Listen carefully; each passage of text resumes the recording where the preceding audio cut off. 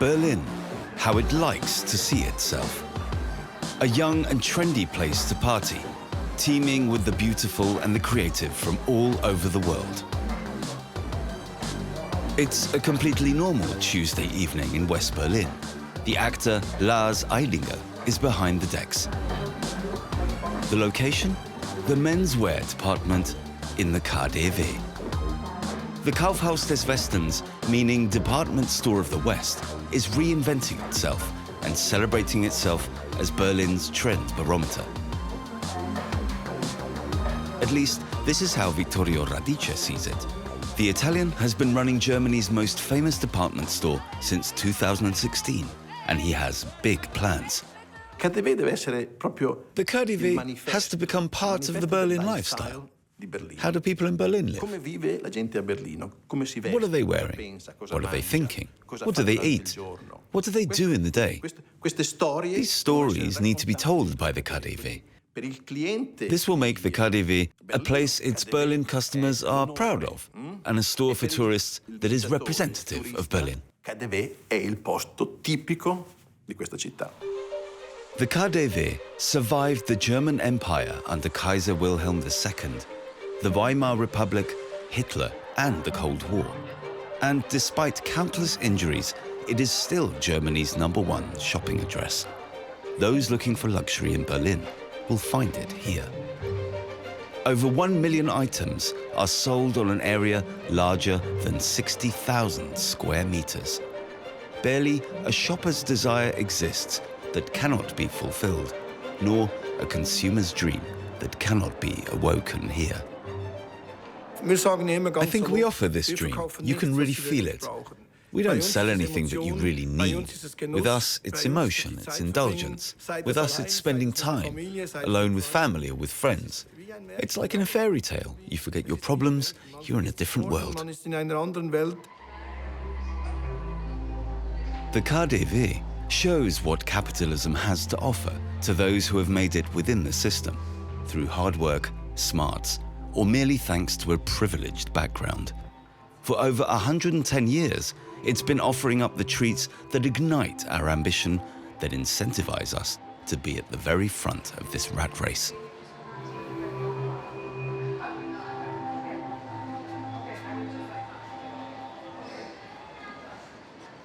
But also revolutionaries have been drawn to this cathedral of capitalism.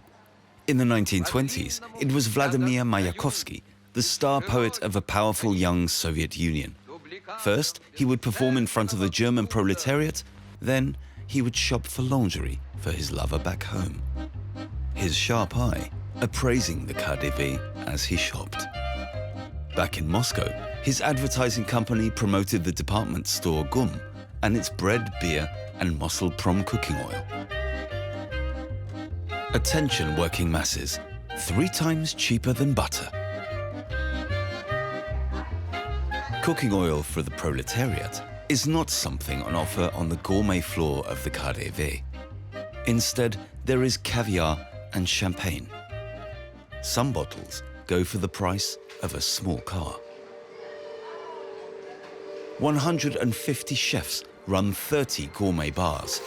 35,000 products are on display, covering almost everything edible that this planet's flora and fauna has to offer.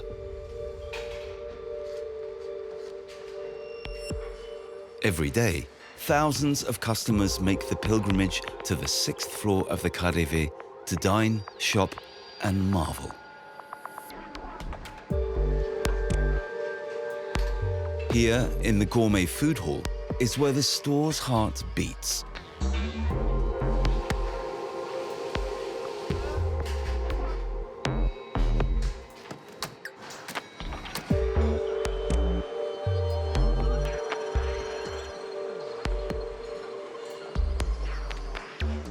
I think my first visit to the KaDeWe was 25 years ago. The newly designed gourmet food floor had just opened. Back then, it was the most beautiful and newest of all of the departments, with a lot of new additions regarding customer service. It drew out and enriched the customer's visit to the store. To this day, the gourmet section remains the figurehead of the KaDeWe. All of my colleagues from all over the world ask me about it. To retain this reputation, we have to be the best and don't want to disappoint our visitors. We have a reputation, and it's the customer's right to demand that we stay true to it.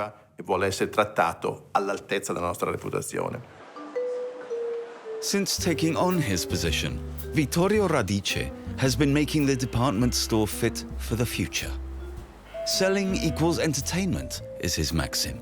To this end, hundreds of millions of euros will be flowing into the venerable building by the underground station at Wittenbergplatz in the coming years. Its path into the future is also a return to its roots. The Kaufhaus des Westens always wanted to be more than just a place of retail.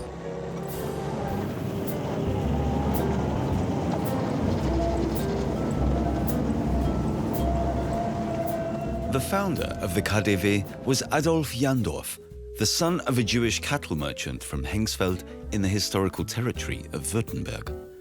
After completing his business apprenticeship, he successfully climbed the social ladder. It's no coincidence that this took place in Berlin. Since 1871, the city was the capital of the German Empire, the boomtown of Europe. New factories were continuously being built and new jobs continuously being created. People flooded into the city from all corners of the empire. Berlin promised work and prosperity.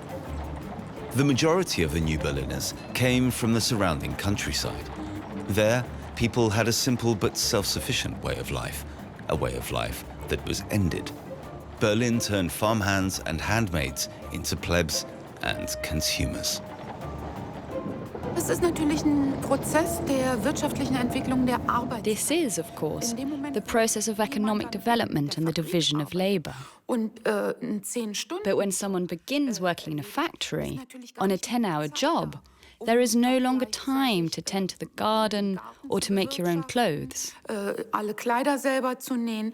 Insofern, in that sense, it is a restructuring of society that can be traced back to the technological changes and is then reflected by new consumer behavior. Einkaufsformen niederschlägt. This is where Adolf Jandorf enters the game. In 1892, he opened his first store in Berlin's Spittelmarkt. He was still working for a Hamburg textile goods trader, but this didn't stop the 22-year-old from inscribing his name in large letters above the shop entrance. Work sirens and station clocks now determine the city's rhythm. There is construction noise from all sides and hectic dashing to and fro.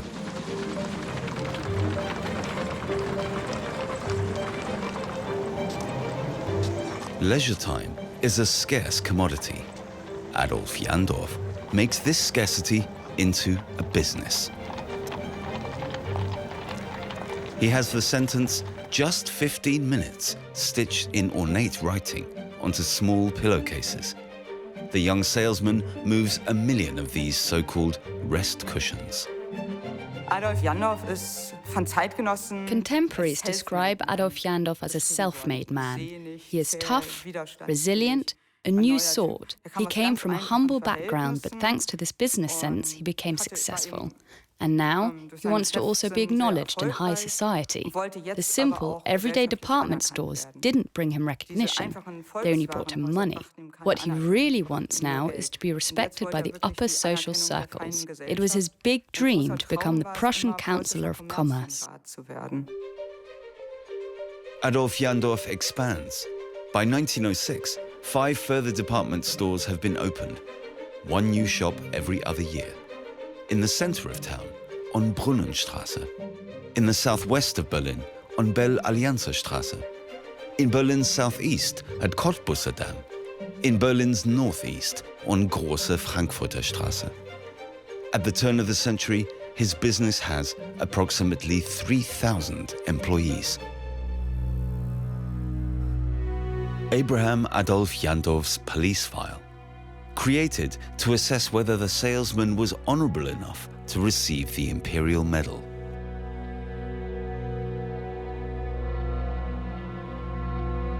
The finances of the Jewish entrepreneur are listed in great detail. Total wealth, 2.5 million marks.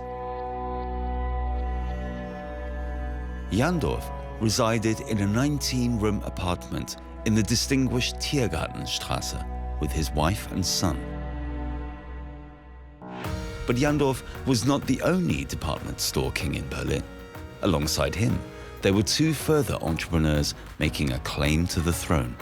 Tietz from Posen in eastern Prussia, and the Wertheim brothers from the city of Stralsund by the Baltic Sea. In 1897, Wertheim opened a store on the Leipziger Straße that became the epitome of the new big department store culture. Wertheim got the inspiration for his project from Paris. The building, designed by Alfred Messel, was then the largest department store on the continent and the most beautiful in Germany. It was a place you wanted to go to. That's much cleverer when people don't say you have to go, but when they feel the urge to want to go and see it. Laying out the goods in a way that dazzled people was a completely new invention. It was a real show, and there were large light atriums where the products were presented, with marble-coated halls, columns and statues. That impressed a lot of people because it was not meant to target only the upper classes. This proactive presentation was for all income levels. The investment paid off. The customers flocked to the store. The ostentatious but artistic luxury elevated the Jewish merchant family's reputation. For the Wertheims, and especially for the company's head Georg, the store became his ticket into society's highest circles.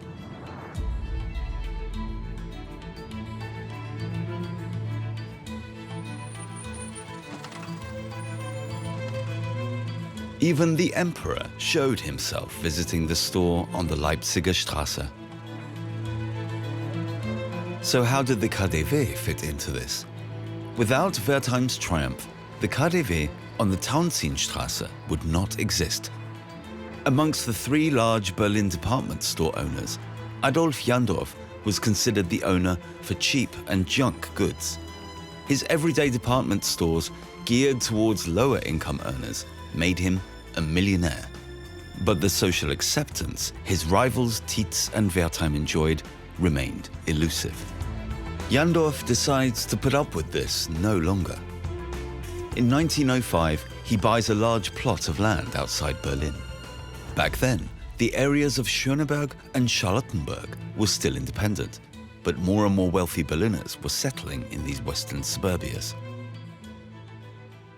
It was a city where production was taking place in its center, where it stank and it was dirty, so all those who could afford to moved further west, where the wind was different and one was not constantly bothered by the stench.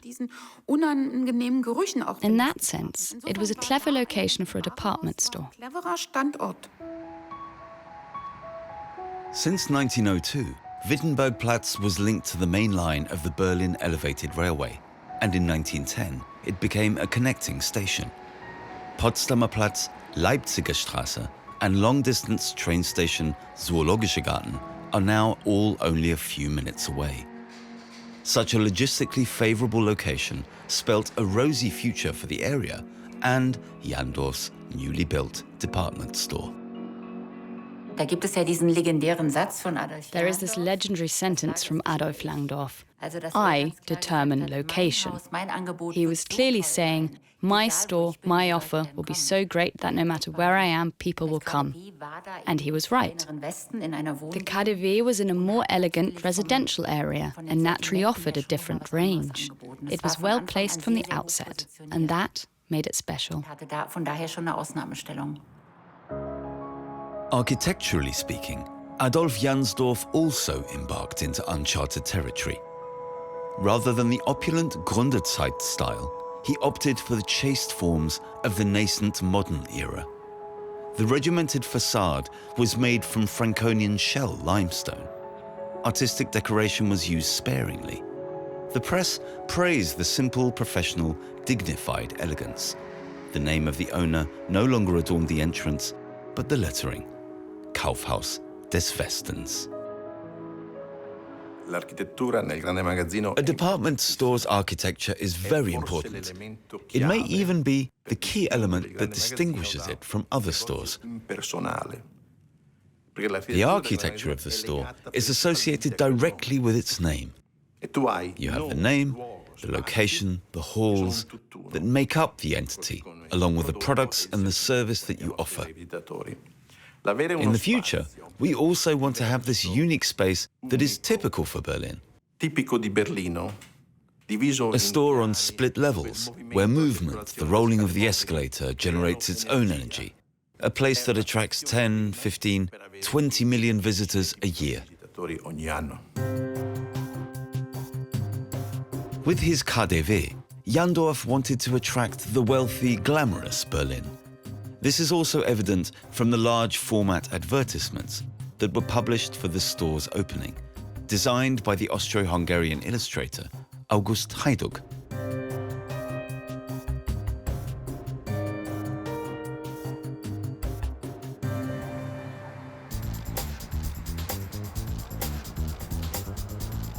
Today, the Kaufhaus des Westens is trying to follow suit, with events like a photo shoot with British star photographer John Rankin.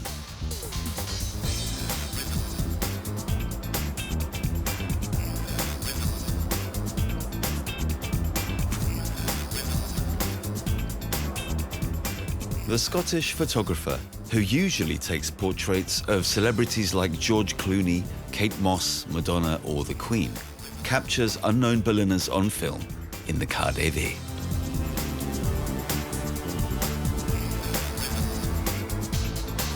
It's just a privilege to be asked to come and photograph all the Berliners. I love Berlin. I think it's a really creative city. The people I've been meeting are fantastic, great energy, loads of brilliant looks, really amazing people that I've met. And to be able to do the covering, whilst the store's being renovated is an absolute honour.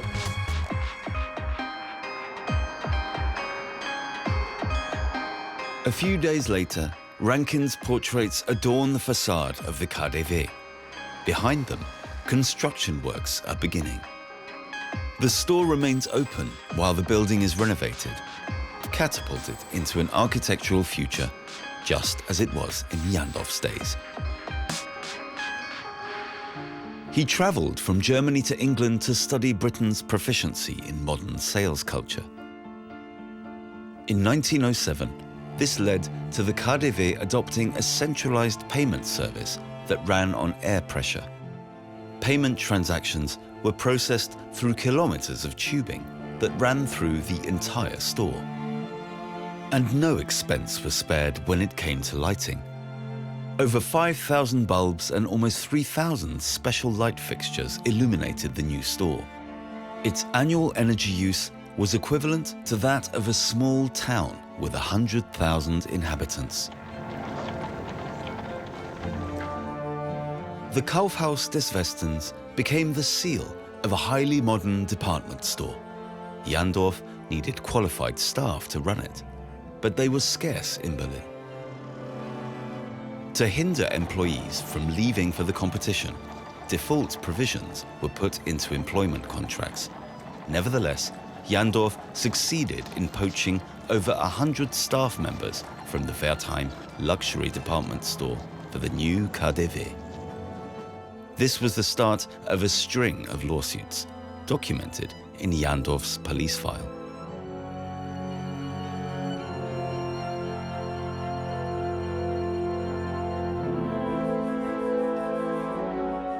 Jandorf, Wertheim, Tietz. Around 1900, 80% of all German department stores had founders with Jewish origins. Opposition to this booming store business had anti-Semitic undertones from the outset. Medium-sized enterprises, and especially owners of small shops, felt threatened by the department store group. It was no coincidence that it was Jews who made this new operating modus so big. They were not represented as merchants in the local groups and guilds, so they had to create their own paths, and it was the path of the department store that brought many founders great success. Und mit diesem Weg des Warenhauses hatten halt eben viele Gründer. And this anti-Semitism was, of course, immediately seized upon by the nationalists and used accordingly. Aufgegriffen und dann halt eben auch entsprechend eingesetzt. The 100,000 Jewish people living in Berlin knew how important it was to fit in. The majority considered themselves citizens of the German state. Often, they even changed their denomination to gain social recognition.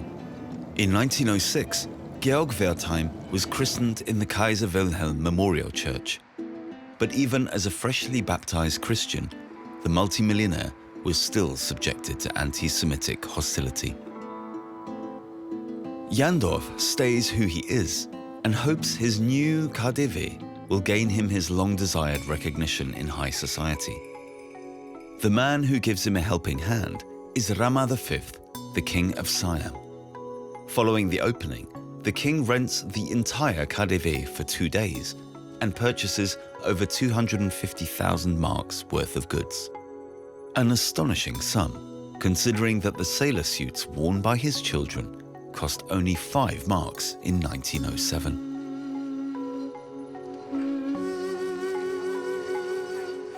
Today, single-digit price tags are a rarity in the children's department of the KaDeWe. Luxury fashion brands have long discovered that market segment for themselves. Were the King of Siam to buy a suit for his children today, he would be parting with several hundred euros. We have the 650 euro jacket, but there's also a 15 euro jacket beside it. What ultimately counts is that the jacket for 650 euros and the one for 15 euros are presented with the same approach, the same smile, the same service. I'll let you try on this jacket for 650 euros, but I'll also let you try on the 15 euro jacket with the same demeanor. This gives you as a customer the opportunity to decide according to your own feelings. Hai la possibilità di scegliere a tuo agio.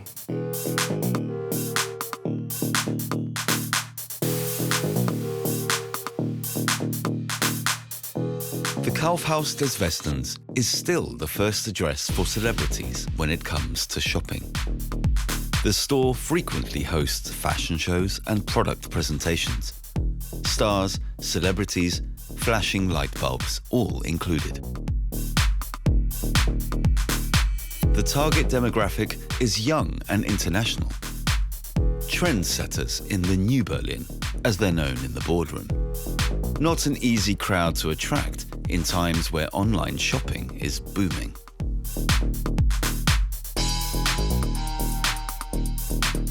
At the moment, it is very, very important for us to be a location. We want to be far more than just a department store. We want to be a place people go to, where you meet up and share and where you experience something and feel looked after.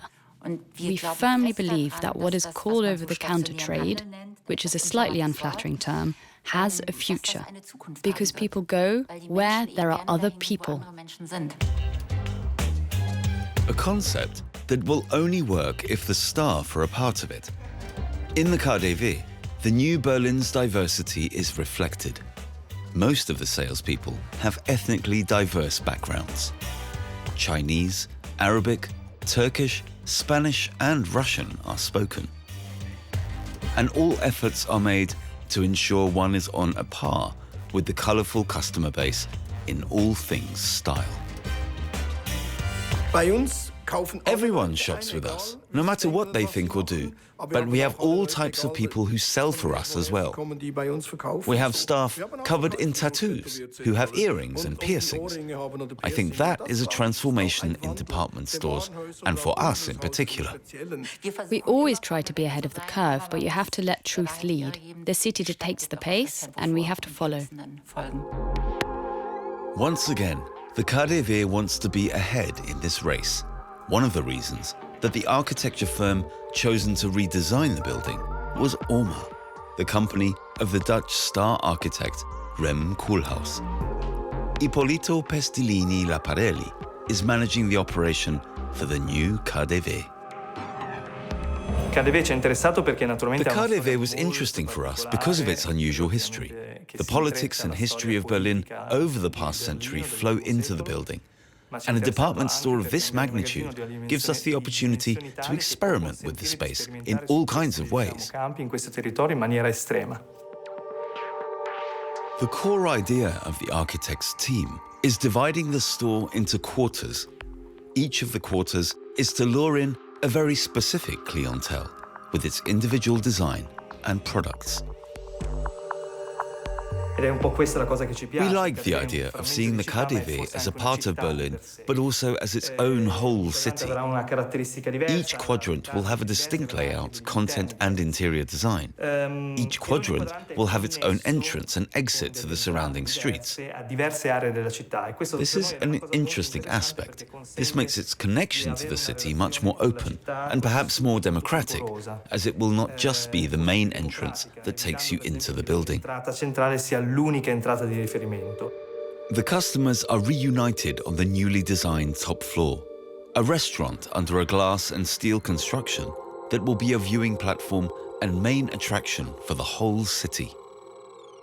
The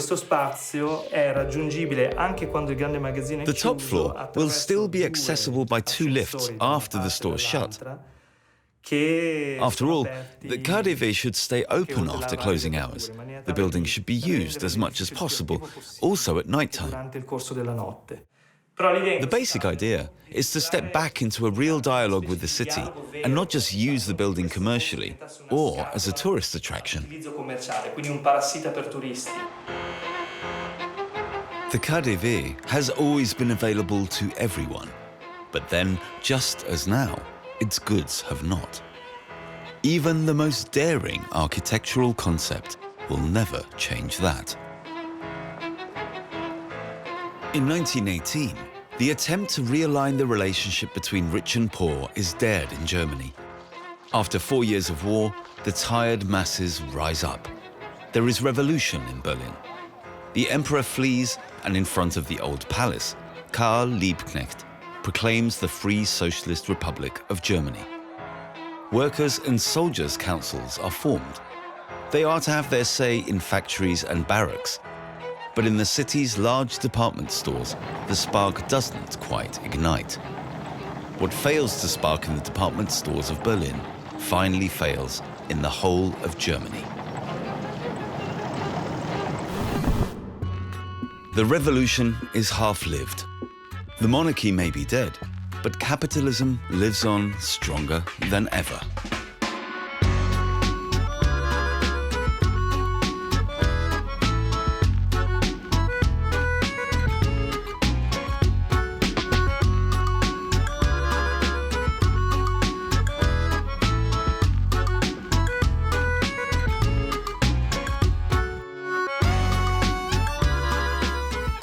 Berlin in the 1920s.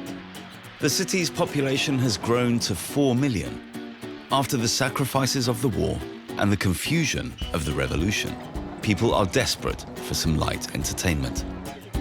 It's the beginning of the Roaring Twenties. The city boasts 363 cinemas and 49 theatres, and there is no lack of clientele. In the 20s, West Berlin becomes the city's new centre stage.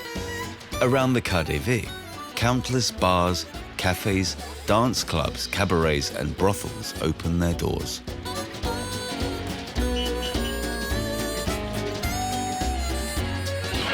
From the travesty bar Monarchen, to the exclusive Kakadu bar, to the Heaven and Hell bar on the Kurfürstendamm, known for its naked chorus line.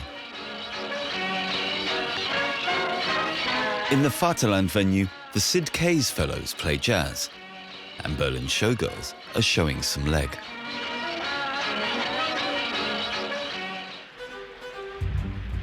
These are also golden times for Berlin's luxury department stores. Fashion is changing at a quicker pace, and those with money are keen to keep up. Wertheim's annual turnover rises to 80 million Reichsmark, and the KaDeWe enjoys record sales. Even the Parisian Galeries Lafayette are drawn to Berlin, but the rulers of Berlin's department stores block the project. In 1929, Rudolf Karstadt opens his first Berlin department store at Hermannplatz, a spectacular freestanding new building that is a clear nod to the skyscrapers of New York. From its own underground station on the lower floor, escalators lead all the way to the top of the 56-meter towers. A retail market battle rages between Berlin's department stores. Competition gets tougher and advertising more aggressive. The department stores were in constant competition. There was an industry magazine called Das Schaufenster, meaning the shop window, where the window decorations were essentially ranked. And of course, this was the way decorators tried to entice the customers into the shop. The White Weeks was a very important campaign in February, a period when turnover was low, in which you would tempt people to come into the store. The so-called White Weeks introduced by Tietz at Alexanderplatz were also adopted by the competition. Berlin's stores took swings at each other with fierce discount offers. In the midst of it was the KaDeWe.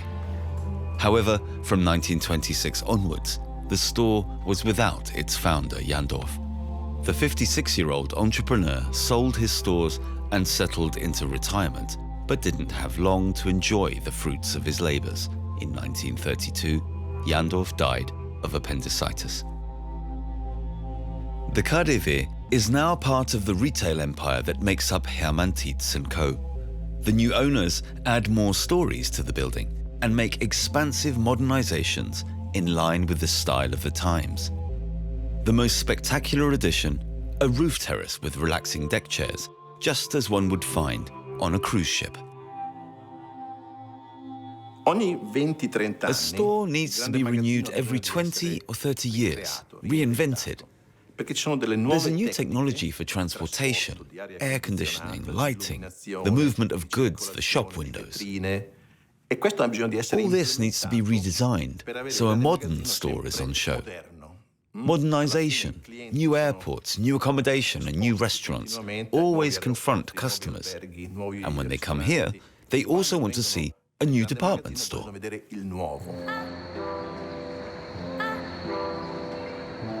Then, as now, a renewal is to help the store in the battle against its competitors. After the fall of the Berlin Wall, the East, the former center of the city, becomes the new hotspot. The Scheunenviertel, which was mainly populated by Jewish East European migrants, becomes the home for artists and gallerists in the early 90s. Designers and fashion creatives follow suit and open their small boutiques.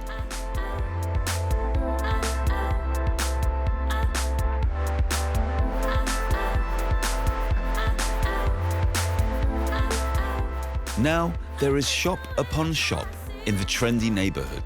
Young store owners wait for their fashion-conscious customers. And just around the corner, large shopping malls lure thousands of visitors with clothes and more at discounted prices.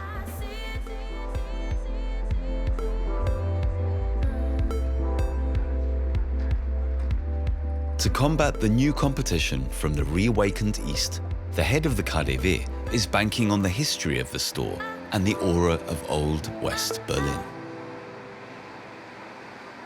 Io ho visto vado spesso. I'm often in Mitte. The center of town has a very special character. È molto particolare, Mitte. È quasi. The Berlin tourist comes here, as does the local, but he comes and goes again. A Berlino oppure il locale. He doesn't take part in what's going on. Ma quasi ci va e poi esce, non partecipa, non è quasi partecipante. Berlin Mitte was reconstructed, but the area's much-needed patina was taken. Here, in the West, there's more life, more truthfulness. Qua c'è più vita, più vero. And certainly more history. At the end of the 20s, the global recession also hits Germany. Purchasing power plummets. Berlin's lucrative department stores are now making millions in losses. It is the hour of the banks. They handed out loans and gained access to the great retail empire. Economic decline and mass unemployment bolster the political periphery. The Nazis inflame anti-Semitic resentment of small traders worried about their livelihoods. The National Socialist Party promises to crush the power of the large Jewish department store group. On January the 30th, 1933, Hitler becomes Chancellor of Germany. The 1st of April sees the first boycotts against Jewish stores, doctors, and lawyers. A demonstration by Hitler's supporters files past the KaDeWe to the Lustgarten. Here, the Nazi propaganda chief, Joseph Goebbels, makes a speech. Meine Volksgenossen und Volksgenossinnen, heute Morgen 10 Uhr hat der Boykott begonnen. The operation only has limited success. Most customers remain loyal to the Jewish merchants. And within the Nazi Party, the realization dawns quickly that such repression is directly damaging the banks, whose millions in credit are redeemed by the stores. The department store boycott is aborted. The National Socialist propaganda backpedals. The Nazis let the department stores be, something one so aptly calls the irony of history. The stores were targeted by Nazi propaganda, but once the Nazis came to power and had the opportunity to do away with the stores, they didn't. Instead, they saw the shop's economic advantages. New slogans were introduced. Every purchase creates jobs. In this way, it was rendered ideologically legitimate to keep the department stores running, that they had fought against for so long.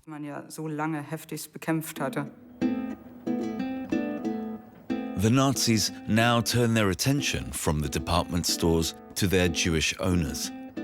They are bullied into giving up their executive positions and sell their company shares. The banks are compliant to Hitler's scheme.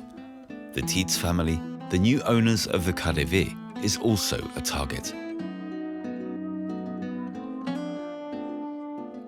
Nach 1933 geriet halt im Hermann Tietz dann in... After 1933, Hermann Tietz was beset with difficulties. A huge loan to the tune of 14 million was needed, and this loan was stopped in the spring of 1933, although everything had been approved. And then the Nazis got involved. Apparently, it went all the way to Hitler. And then it was declared that the loan would only be granted if a so-called Aryanization took place. So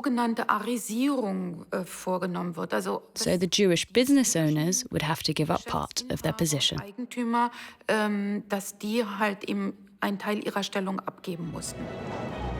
First, Jewish owners had to vacate the boardrooms, and later they would have to hand over their company shares. The management of the Tietz department stores, newly named Hertie, is, with the blessing of the Nazis, taken over by former KaDeWe employee Georg Karg. Georg Karg had barely any equity, but was now made guarantor for the banks. He was the security that a 14 million Reichsmark loan would be safely implemented. And that, with barely anything to offer, quite an accomplishment, I have to say.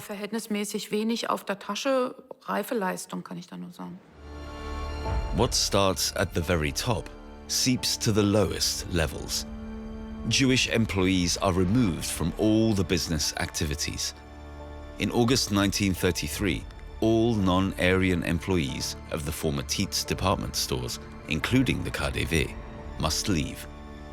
Several years later, many of them will fall victim to the Nazis' extermination policy. The KaDeWe profits from the economic revival that accompanies Hitler's first years in office. For the 1936 Olympics, the Kaufhaus des Westens proudly presents itself as the German equivalent of Macy's, Harrods, and the Galerie Lafayette. But this era ends abruptly when Germany plunges the world into a war, and the bombs soon start falling on Berlin. At the end of November 1943, the Allies bomb the area around Wittenbergplatz underground station. Images from the days that followed.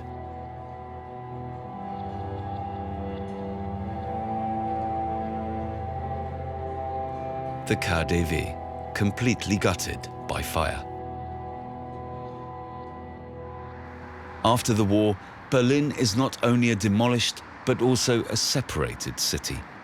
Whilst the rubble is cleared in the east as well as the west, a new Cold War begins.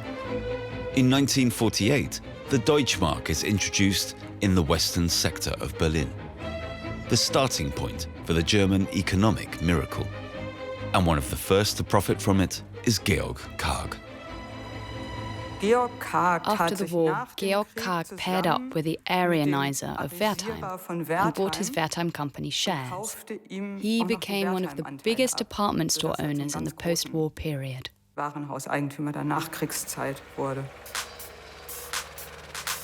In July 1950, the KaDeWe opens its doors again. On the day of the opening, 180,000 people crowd onto the Wittenbergplatz. The store's glory days have reawakened.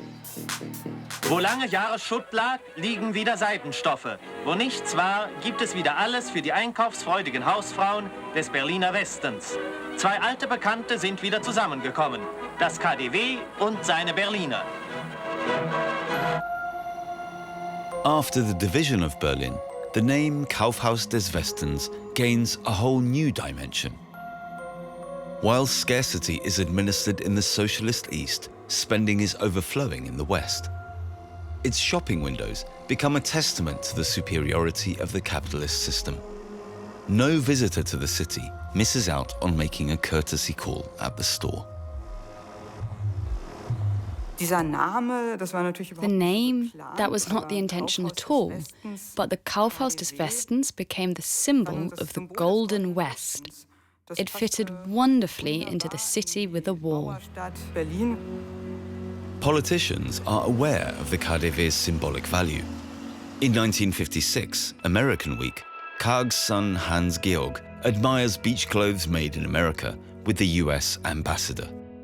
The shifty role of the Kargs in the Nazi era, forgotten.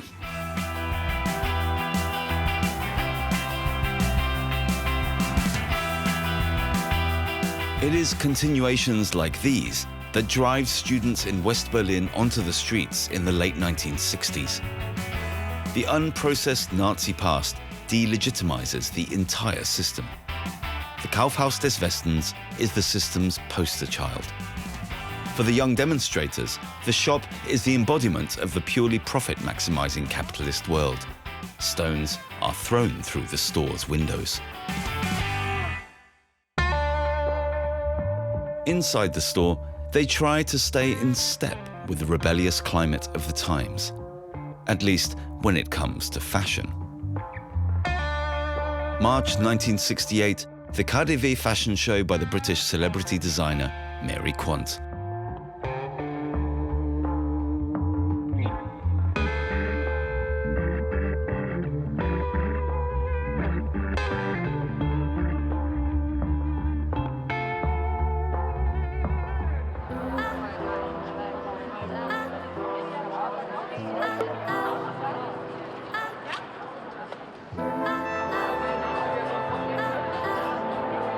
Half a century later, it is again young, wild creatives who are to make the traditional store more attractive to a new client base.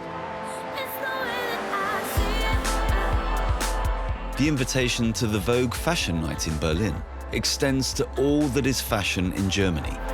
The theme, Punk Deluxe to Perfect Pink.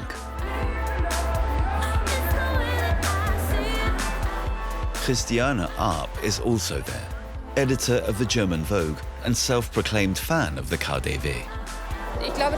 I think the typical German store is less about luxury and pleasure than meeting needs. The KaDeWe does more than satisfy needs. It inspires and energizes. And that, for me, is the difference between a department store and the KaDeWe.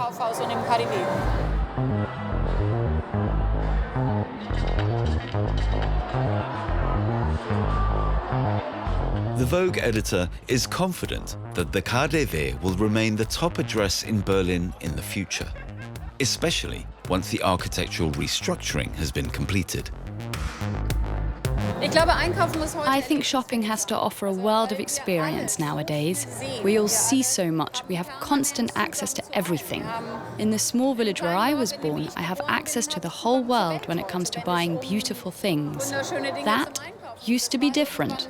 And I think places like this have to manage to physically bring me here and discover something that I would otherwise not have bought. That will incentivize me to come back. And I think if I've understood the KaDeWe's plans correctly, it will definitely succeed in doing that. The rejuvenation of the store ordered by its new management is long overdue. The KaDeWe has rested on the laurels it gained during the Cold War for too long.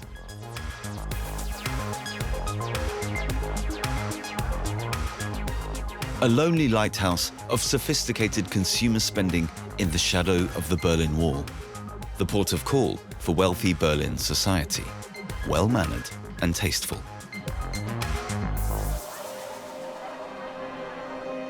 The last great triumph, the fall of the wall. After all, the revolt of the East Germans against their authoritarian regime was also fueled by their desire for unlimited consumption.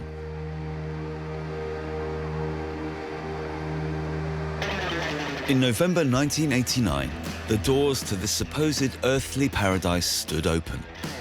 First destination for many East Germans, the Kurfürstendamm, and of course, the Kaufhaus des Westens, the legendary KaDeWe.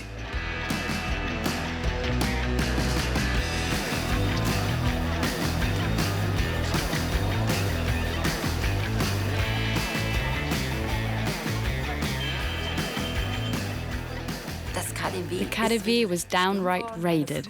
A flood of Trabant cars that stopped right in front of the KaDeWe. Everyone just stopped their cars and people rushed in and stared in awe.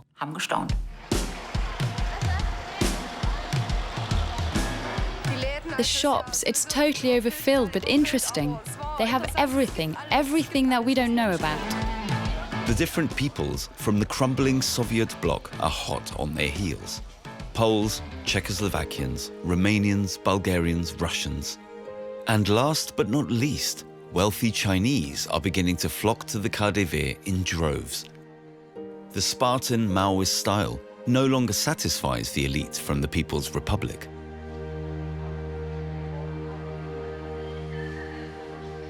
There is barely a label today that can survive without cheap production in China. This is common knowledge for the customers from Beijing, who still come to the KaDeWe seeking authentic European goods.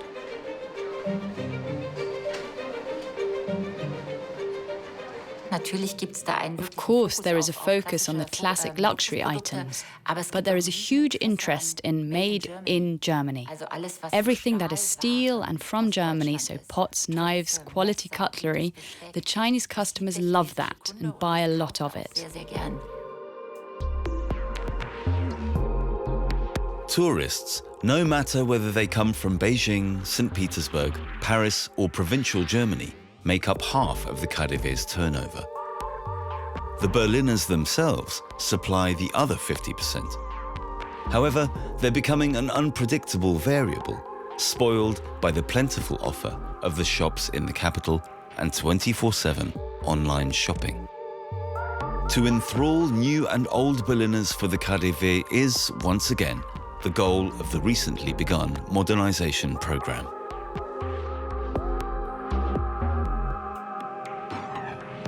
For those that live in Berlin, the KaDeWe is their store. The store has had quite a few owners, but the real owners of a department store are the people of the city where it's located. The store was here when you were born and will be there when you die. For 50, 60, 70 years, it was always there, and it hopefully always will be.